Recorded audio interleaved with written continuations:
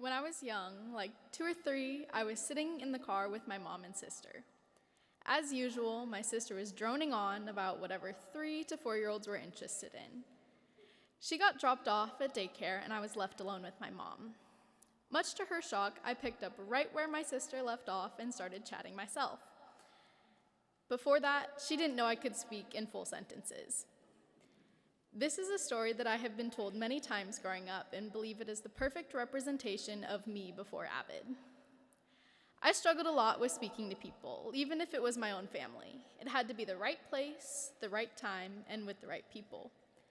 Anytime the topic got switched toward me unexpectedly, my stomach would drop, my face would get bright red, and I would start fidgeting. I had no confidence to hold a conversation, let alone be the sole topic of one. I started to resent myself for not speaking up and contributing to the conversations that were being had around me. When I did speak up, I would then stay up at night, tossing and turning, thinking about what I said, and if I had changed how I said just one thing, then everything would be just fine and people wouldn't think that I'm weird. To younger me, being weird was one of the worst things that I could be. I cared so much about what others thought about me, and if I was weird, then I wouldn't make any friends and I would die alone. I was a bit dramatic. So I hid who I was, shoving me down a rabbit hole I didn't want to explore. By the time I hit high school, I had changed so much for people to like me, I didn't know who I was and I couldn't stand it. AVID was not something that was new to me or my family in any way. My oldest sister joined her freshman year, but I didn't really know what it was or how it helped.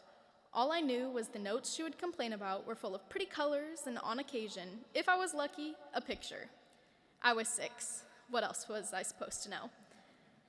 Fast forward to my other sister, the one who doesn't stop talking, even now, also joined. I paid more attention to what she had to say because, well, I was older. She talked about her cohort with such fondness that made me realize she made really deep, long-lasting connections. So by the time I was recommended to AVID in 8th grade, I was like, what the heck, I'll see if I get in. If not, who even cares?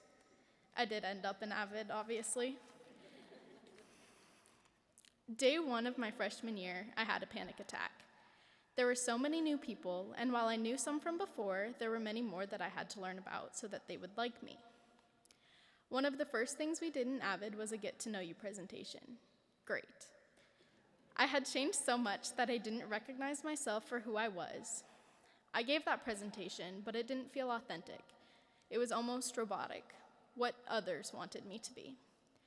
As I aged, having to spend days with these same people over and over, I started changing. Thanks to being voluntold into nerve-wracking tutorials with the same group, I started breaking the walls I had put up. I started joking around with my peers, not worried about what they would think of me. I even became a better presenter. Slowly, we shifted away from the same group into different ones, and the confidence grew. What once felt like I was molding to fit the image of others, I knew, whether they liked it or not, they were stuck with who I am. With my newfound confidence, I was becoming the person I wanted to be, which led me to join technical theater. With joining tech, I created some of my favorite memories of high school, and it led me on the path I'm on today. Attending New York University in the fall,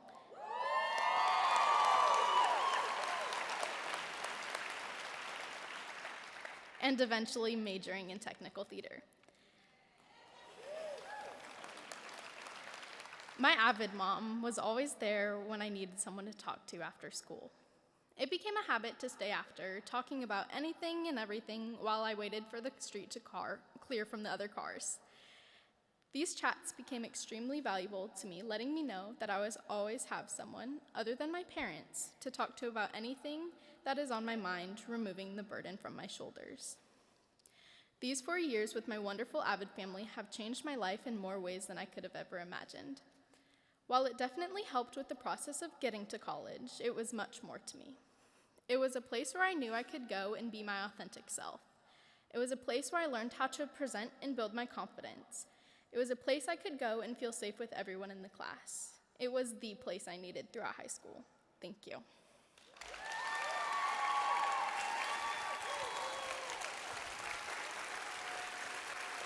Good job.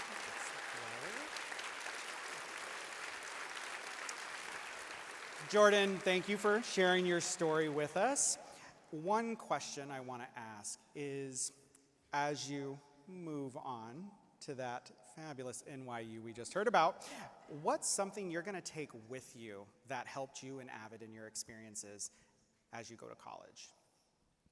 I'm gonna take with me my confidence to be myself and the realization that people will like me for who I am and not what they want me to be.